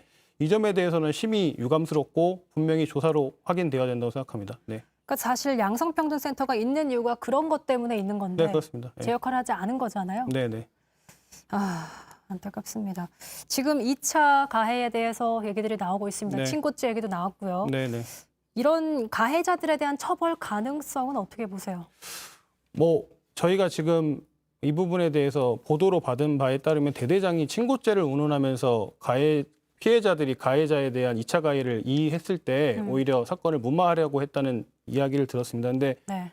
지금 예를 들어서 아동청소년 성보호에 관한 법률에 따르면 아동청소년은 열의한 지위에 있기 때문에 회유를 당하게 되면 그 자체로 처벌을 하게 돼 있습니다. 근데 비교했을 때 부하인 군인의 경우에도 사실은 성범죄 사건에 있어서는 회유나 협박을 받았을 때 마찬가지로 열의한 지위에 있을 수밖에 없는데 그 부분이 사실은 법 규정에 미비하다고 보여지고요. 그리고 지금 뭐 친고죄 얘기를 하면서 공군이 해명을 하고 있는데 군인사 징계령에 따라서 성범죄를 은폐했을 때는 강하게 징계를 하도록 되어 있습니다. 따라서 이 사건 친고죄를 이유로 처벌하지 못한다면서 피해자를 만약에 회유했다면 그 자체도 또 다른 범죄라고 생각이 듭니다. 네. 네, 남편의 진술을 보니까 뭐 처벌받기 원했지만 불이익을 당할까 무서워서 그렇게 얘기했다라고 네. 하더라고요. 안타깝습니다. 지난 주말 뉴스룸에서 부사관의 부모님의 목소리를 들었는데 군의 은폐에 절망해서 극단적인 선택을 한 피해자를 군은 단순 변사로 처리했습니다. 잠깐 그 목소리 듣고 가시죠. 명예를 회복할 수 있는 길은 먼저 순직 처리, 우리 아이 편안하게 쉴 수 있는 자리, 이런 것들이 최우선적이라고 생각을 합니다. 단순 변사라는 말을 듣고서 제가 엄청 슬펐습니다. 그러니까 최초 보고에는 단순 변사로 올라갔잖아요. 성추행 사실은 표기되어 있지 않고. 이런 거에 대해서는 어떻게 보세요?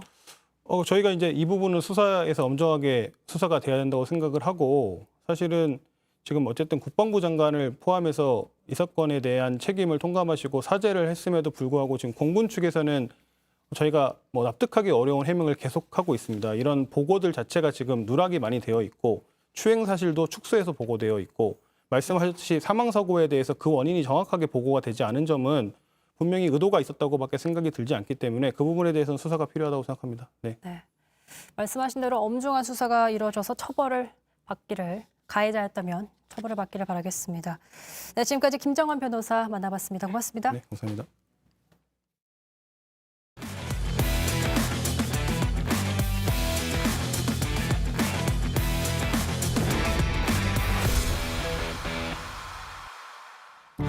네, 이 시각 주요 뉴스 알아보겠습니다.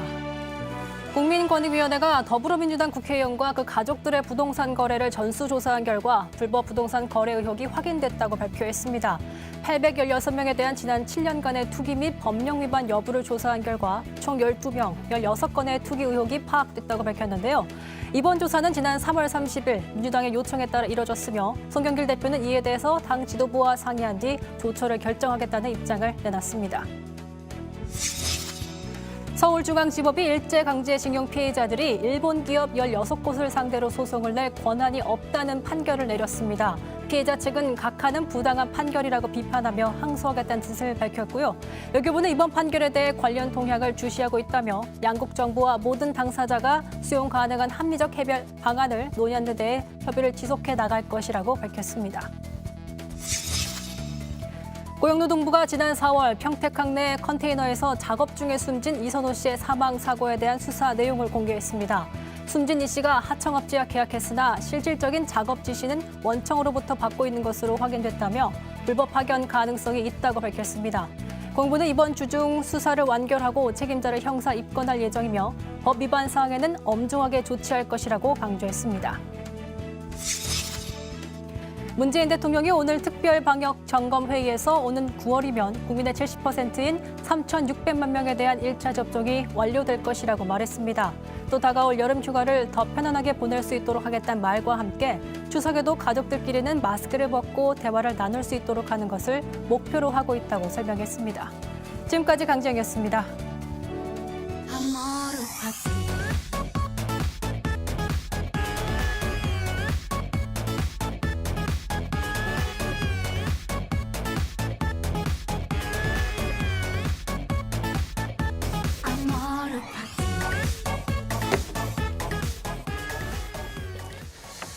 네, 이성대 기자의 뉴스 썰기 시간입니다. 이 기자 첫날이니까 간단하게 코너를 좀 소개를 해보죠. 네, 초반에도 말씀드렸지만 꼭 알 필요는 없지만 알아두면 나중에 어디 가서 썰풀기 좋은 그런 정치 사회 여러 이슈들에 대해서 자세하게 또 쉽고 재밌게 좀 풀어드리겠습니다. 알겠습니다. 오늘 썰어볼 첫 번째 뉴스 어떤 소식인가요? 네, 바로 첫 번째 재료 먼저 보고 가시죠. 무슨 집안에 들어앉아갖고 뭐 책 보고 공부하고 뭐 이름 있는 사람 찾아다니면서 말 듣고 가끔 갖다 언론에 얼굴 내밀고 이런 그 신비적인 걸로 해갖고는요 대통령 안 됩니다. 예. 그렇게 해갖고는 지지도가 떨어지죠. 왜냐하면 국민들이 실제로 사람이 움직이는 걸 봐야죠. 네, 보시는 것처럼 임계점이 오는 윤석열의 비대면 정치 첫 번째 썰어볼 때입니다. 일단 대선 주자로 각인이 돼 있고 그런 뜻은 분명해 보이는데 본인이 직접 나서진 않고 다른 사람 입을 통해서 또는 전화 통화를 통해서 즉 비대면으로만 하고 있다 이런 뜻인가요? 그렇습니다. 지금 윤석열 전 검찰총장이 총장직을 그만둔 게 언제죠? 3월 4일입니다. 예. 딱 3달이 지금 넘었는데 그동안 사실상 대선 행보를 좀 가속도를 높여왔었죠. 대선 행보를 보였다고 하고 있는데 정작 본인의 목소리를 한 번도 들려주지 않았습니다. 다시 얘기하면 검찰총장 윤석열이 아니라 정치인 윤석열의 목소리는 아직 국민들이 제대로 들어보지 못한 겁니다. 자, 이번 주만 해도요. 보시면은 지난 주말에 현충원을 방문을 했습니다. 그래서 상당히 언론에 다 공개가 됐었죠. 현충원 방명록에는 또 분노하지 않는 나라를 만들겠다라는 방명록도 남겼는데 자, 사실상 대선 출마를 시사한 걸로 해석이 되고 있습니다. 하지만 이 당시에도 본인이 입으로 직접 무언가를 밝힌 것은 없습니다. 자, 그러다 보니까 비공개로 일정을 소화한 뒤에 나중에 언론에 그 일정을 공개하는 이런 식의 그 형태가 되풀이되고 있다는 분석입니다. 앞서 이제 현충원 방명록만 보더라도 현충원에 가는 건 뭐 정치인들이 흔히 어떤 메시지를 낼 때 가지 않습니까? 그런 모습인데 이 사진은 윤 총장 측에서 공개한 거 아닙니까? 그렇습니다. 메시지는 분명한데 직접 말하는 건 없다. 이런 거군요. 그렇습니다. 전원 정치라고 지금 그래서 이야기를 할 수 있는데 실제로 지난주부터는 지금 윤 전 총장 관련돼서 언급이 기사량이 부쩍 늘었습니다. 그런데 전부 다 누구에 따르면 식인데요. 한번 보시면요. 자, 누구에 따르면 정진석 국민의힘 의원이 이렇게 얘기를 했습니다. 윤석열 전 총장이 자기한테 얘기를 했는데 장모가 남에게 10원 한 장 피해 준 적이 없다고 했다. 아까 출연했었죠. 장제원 의원. 자, 좌고우면 않겠다고 했다라고 얘기를 했습니다. 자, 이 두 사람은 어쨌든 국민의힘 현역 의원이니까 어느 정도의 신빙성은 있긴 합니다. 안 만났는데 만났다고 하진 않겠죠. 예. 하지만 자, 지인이라는 사람 제가 여기 들어오기 직전까지도 추적을 했는데 누군지 파악을 할 수는 없었습니다. 이 지인이라는 분이 백넘버 2번 달고 대선에 나가겠다. 상당히 중요한 말인데요. 저 지인을 통해서 알려줬고요. 또 언론에 5.18은 현재도 진행 중인 살아있는 역사라고 언급을 했지만 이 역시 본인의 육성이 아니라 그냥 텍스트 메시지로 이야기를 한 겁니다. 예. 어떤 메시지로 보내는 거고요. 이런 분도 있을 것 같아요. 국민의힘 의원 중에서는 또는 전 의원 중에서 나는 왜 안 만나주냐. 나도 충분히 전원, 그러니까 말을 전해줄 수 있는데 이런 사람들도 있을 것 같아요. 그렇습니다. 나도 충분히 전원할 수 있는 능력이 있는데 왜 난 안 만나주냐라고 할 수 있겠죠. 예. 그런 비슷한 그러니까 기사들도 나오고 있습니다. 지난주였는데요. 자, 소주 한잔 합시다라고 윤 전 총장과 만나겠다. 정갑윤 전 국민의힘 의원입니다. 근데 이 기사를 자세히 보시면요. 그 앞서 그 현역 의원들은 윤 전 총장이 직접 전화했지만 여기는 정갑윤 전 의원이 먼저 전화를 했다라는 겁니다. 거기다가 또 그 만남도 픽스가 된 게 아니라 앞으로 미정이라는 얘기죠. 예. 그렇습니다. 일단 뭐 윤석열 전 총장을 엮어서 유력 대선 주자니까 엮어서 정갑윤 전 의원이 자기 정치를 했다는 느낌도 조금 있는데 이런 노래 가사가 생각이 나네요. 핑미. 멜로디가 있거든요. 마치 준비한 듯이 노래가 나와요. 예, 핑미 업. 예, 알겠습니다. 어쨌든 당분간은 국민의힘 현역 의원들의 윤석열 전 총장이 이런 얘기를 했다라는 보도가 좀 많이 나올 것 같습니다. 그렇지만 언제까지 그렇게 정치가 이어지겠냐라는 거에 대해서 우려의 목소리들이 나오고 있습니다. 그래서 임계점에 도달하는 게 아니냐라는 거죠. 실제 언론들도 벌써 그런 부분들 지적을 하고 있는데요. 자, 간부기 정치다. 윤석열 간부기 정치 그만하고 이제 검증대에 올라라. 이런 식의 언론의 기사들이 이제 슬슬 나오고 있습니다. 예, 사실 전원을 통해서 하다 보니까 직접 기자들의 질문을 받는 건 아니고요. 그러니까 필요한 것만 선택적으로 발언을 할 수 있다. 이런 지적도 좀 있는 것 같아요. 뭐 검증을 피하기 위한 거다라는 분석이 있는데요. 특히 지금 그 장모 관련 사안이 있습니다. 이 부분은 앞으로 대선 전국이 본격화되면 분명히 이슈가 될 거라는 게 여야 모두에서 나오는 목소리인데요. 자, 일단 앞서서 보신 것처럼 정진석 의원 이렇게 해명을 전해줬죠. 따르면 예. 장모가 남에게 10원 한 장 피해 준 적 없다라고 했었는데 자, 과거에도 비슷한 해명을 했는데 약간 뉘앙스가 좀 다릅니다. 먼저 한번 들어보시죠. 저희 장모는 그 본인 발행의 그 수표를 가지고 단 1원도 할인금을 받은 사실이 없고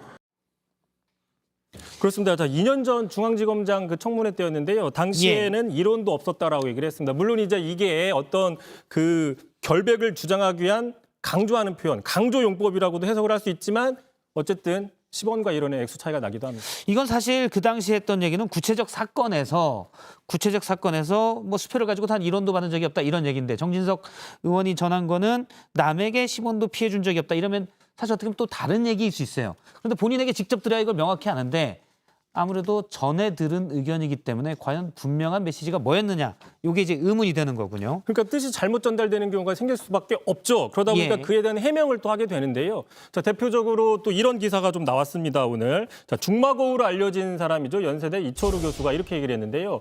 지난주 알려졌던 것처럼 윤 전 총장이 국민의힘에 입당할 결정을 아직 안 했다라고 해명을 했습니다. 그런데 이 해명조차도 지금 윤 전 총장이 직접 나선 게 아니라 본인의 중마고우를 통해서 해명을 전하고 있는 상태입니다. 알겠습니다.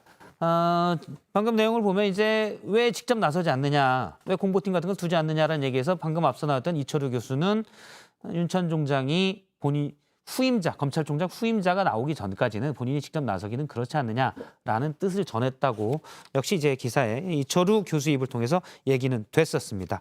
자, 오늘 첫 시간 뉴스 설계 사실 준비한 소식 하나 더 있는데 앞서 이제 그 썰 전에 두 분이 너무 좀 길어지면서 제가 좀 시간 조절을 못해서 오늘은 하나만 일단 듣기로 하겠습니다.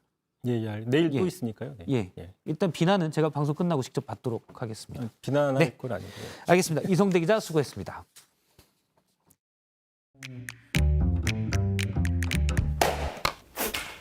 뭐 라이브로 매일 맞는 거예요?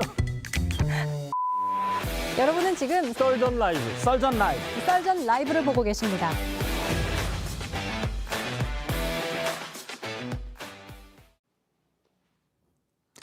네, 4일 뒤, 그러니까 금요일은 국민의힘 새 대표를 뽑는 날입니다. 예비 경선을 5명의 후보가 통과했는데 그중 한 분을 오늘 영끌 인터뷰로 모셨습니다. 다른 후보들도 인터뷰가 예정이 돼 있는데요. 오늘은 첫 순서로 주호영 후보입니다. 어서 오세요. 예, 안녕하십니까. 반갑습니다. 안녕하십니까. 예. 오늘부터 이제 국민의힘 선거인단의 모바일 투표가 시작됐습니다. 본격적으로 선거가 시작된 건데 이 질문부터 들어야 될 것 같아요. 주호영 의원님이 왜 국민의당 당대표가 돼야 한다고 생각하십니까? 예. 다른 후보와는 차별되는 정권 교체의 최적임자다. 그리고 준비된 당대표다. 한마디로 그렇게 말씀을 드릴 수가 있습니다. 이번 당대표는 대선 승리를 이끌어야 하고 정권 교체를 이루어야 하는데 그러려면 4가지 정도의 요건을 갖추어야 합니다.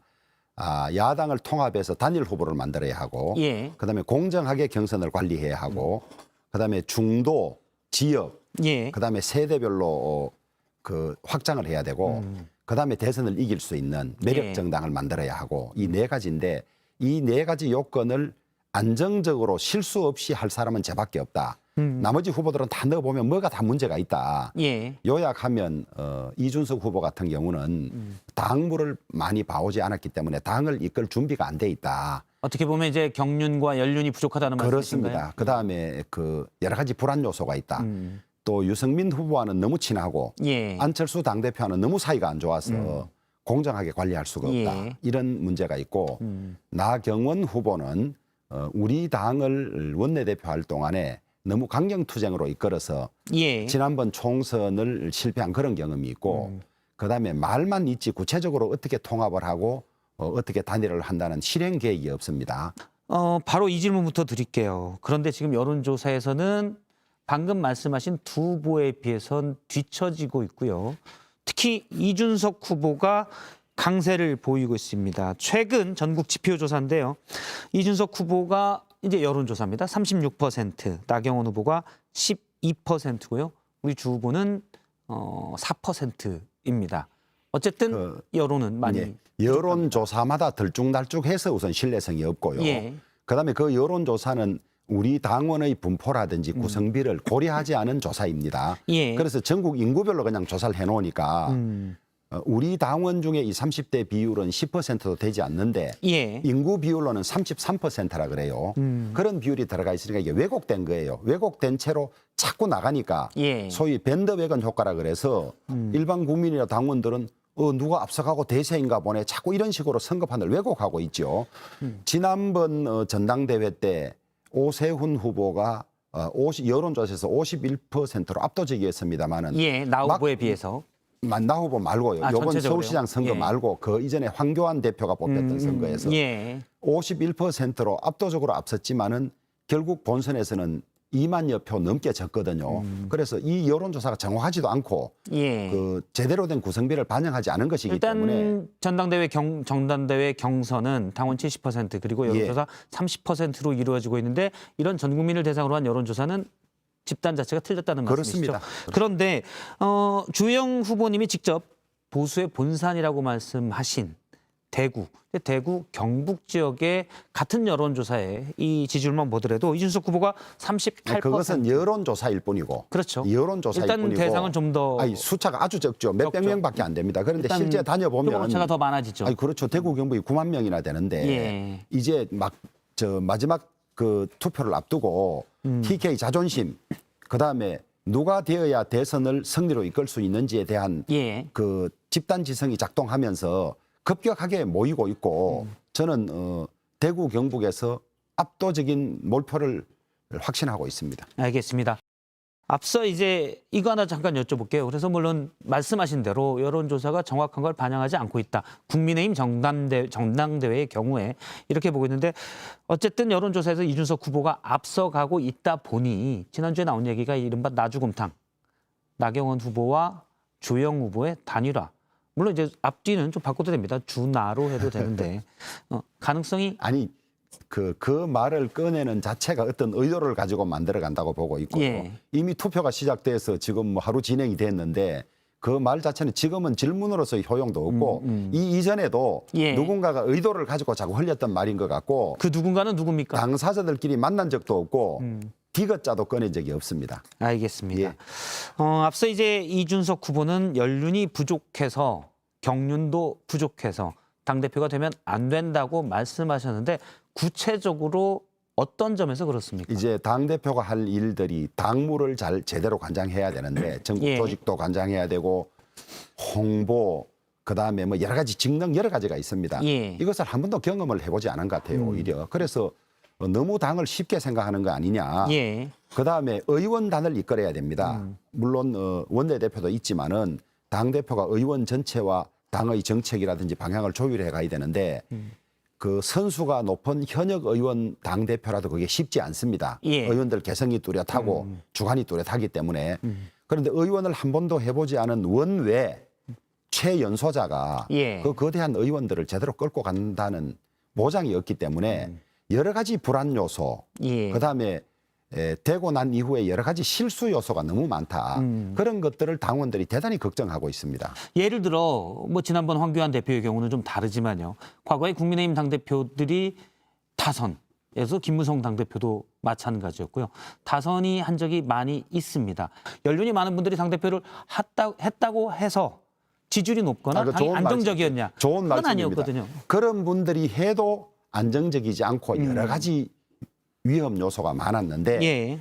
그렇지 않은 분이 하면 훨씬 더 그 위험이 커질 거다. 알겠습니다. 그러면 전당대회 결과는 이제 봐야 되겠지만 금요일 날 나올 텐데요. 일단 현재로서는 이른바 이준석 돌풍이라고들 하는데 일단 조금 부러우시죠? 아니 그 돌풍은 안 된다는 거죠. 예. 그 미세먼지를 없앨 정도의 바람은 꼭 필요한데 예. 돌풍은 그것이 간판도 떨어뜨리고 유리창도 깨는 것이 돌풍 아닙니까? 예. 우리 당이 변화해야 되는 건 맞지만은 예. 그 변화의 정도를 넘어서면 그것은 변하는 게 아니고 망하는 것이다. 그 위험성을 지금 당원들께서 제대로 봐주십사 하는 거죠. 예. 이준석 현상이 다는 아니다. 그리고 이준석 현상이 우리 당에 요구하는 것을 이준석이 다 해낼 수 있는 건 아니다. 예. 그 점을 아프게 알아달라는 겁니다. 알겠습니다. 제가 이제 국민의힘 의원들의 평가입니다. 합리적이고 온화하다. 그리고 이전에 뭐 정무장관도 하시고 정책위 의장도 하시고 정책적인 능력도 있으시다. 그런데 이렇게 지지율이 안 나옵니까?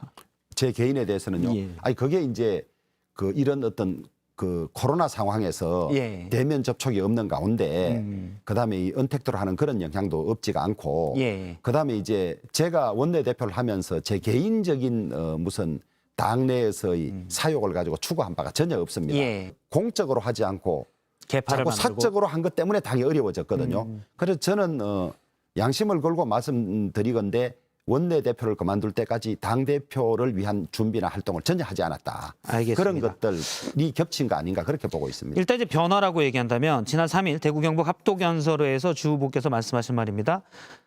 영남 배제론이 있다. 그러다 보니 15년째 영남에서 당대표를 못 만들고 있다.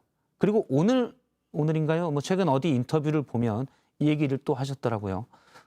윤석열 전 총장이 충청 대만군이 있는데 그러다 보면 대구 경북 지역에서 당대표가 나와서 약 지역의 표를 모는 게 대선이 중요하다. 그런데 이런 발상들 자체가 어떻게 보면 너무 옛날식이 아닌가. 지금 유권자들이 느끼기에요. 지역으로 보고 지역에서 나를 밀어줘야 된다. 이런 식의 말이죠. 지역에서 저를 밀어줘야 된다는 것도 한 원인이고요. 예. 왜냐하면 대표는 대표성을 가진 사람이어야 하고 대표는 가장 많은 당원들을 대표할 수 있어야 되는 것 예. 아닙니까? 우리 대구 경북이 당원을 9만 명이나 가지고 있고 지난 총선에서도 압도적으로 지지해줬기 때문에 우리 당 비례대표의 절반 가까이는 영남의 지지로 의원이 된 거라고 예. 볼 수 있습니다. 그래서 모든 원리나 원칙이 그런 것 아닙니까? 대표 이사는 가장 주식을 많이 가진 사람들이 대표 투표해서 만드는 것인데 그다음에 낡은 구도가 아니냐고 하는데 우리나라 이 대선 선거 지형에 늘 민주당은 호남의 결속 위에 특히 경남 쪽 표를 좀 가지고 와서 예. 이기는 구도. 그러다 보니까 후보도 노무현, 문재인, 경남을 내지 않습니까?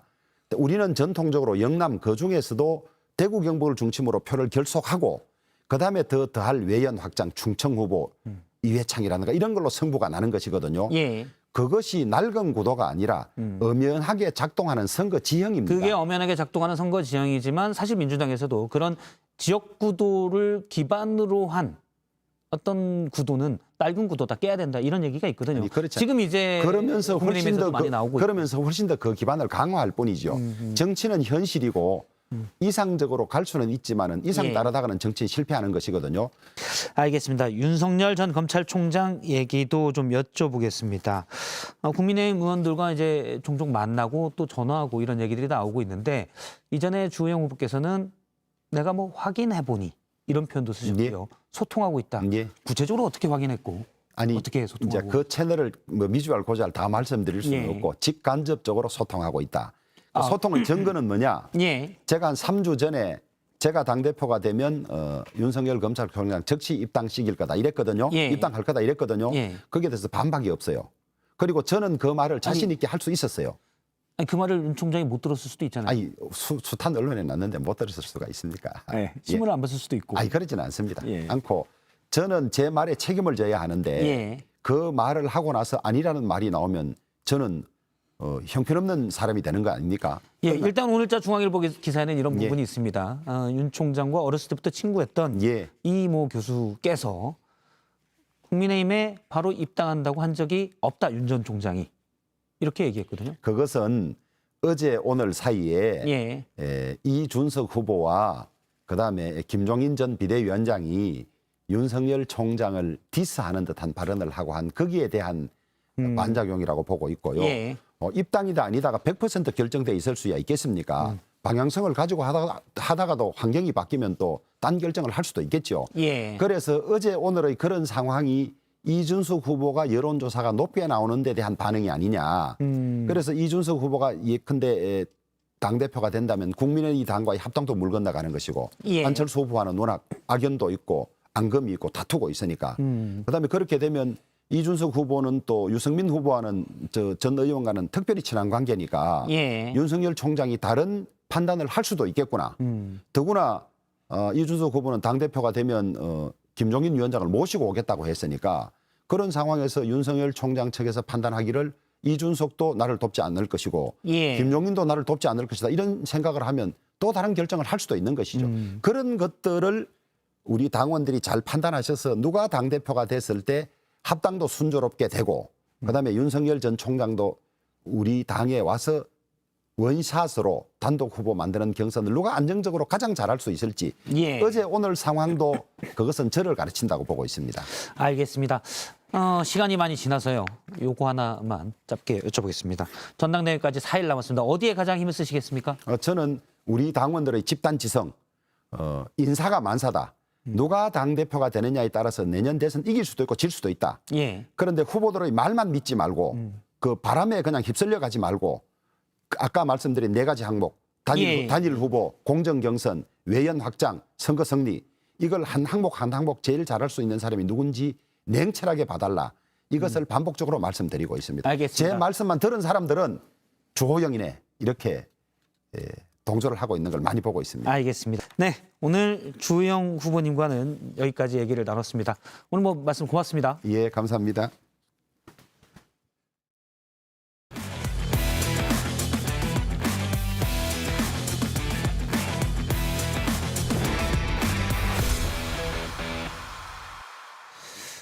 네, 지금 시각이 7시 24분. 그러니까 뉴스룸이 이제 약 6분 뒤에 방송이 됩니다.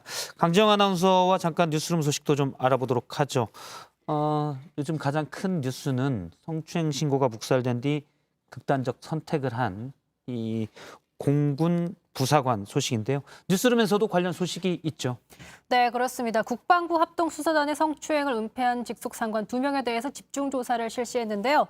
이중사의 국선 변호인의 변호사로서 조력을 다하지 않았다는 사실도 새롭게 밝혀졌죠. 잠시 후 뉴스룸에서 자세히 다뤄질 예정입니다. 예, 이것도 이제 직장 내 문제인데요. 네이버 직원의 사망 사건과 관련된 소식도 준비가 돼 있죠. 네, 그렇습니다. 네이버 노조가 직원 사망 사건 중간 조사 결과를 발표했습니다. 경영진의 갑질 피해를 2번 호소했지만 묵살당하자 극단적인 선택으로 이어졌다고 주장했는데요. 뉴스룸에서 네이버 노조위원장이 직접 출연해 이런 얘기를 나눌 예정입니다. 좀 주의 깊게 들어볼 필요가 있겠군요. 네. 자, 외교관 갑질 의혹도 관련 소식이 뉴스룸에서 준비가 돼 있습니다. 맞습니다. 현지 문화를 무시한 외교관이 갑질 논란에 휩싸였는데요. 현지 여성 직원에 따르면 해당 대사가 히잡을 쓰지 말고 차 시중을 들라며 성희롱 이런 걸 했다고 주장한 상태입니다. 예, 알겠습니다. 저희가 지금 화면 잠깐에 지금 뉴스룸 새로 개편한 스튜디오 모습을 네. 보여드렸는데요. 잠시 뒤에 이제 한 3분여 뒤에는 뉴스룸이 이어집니다.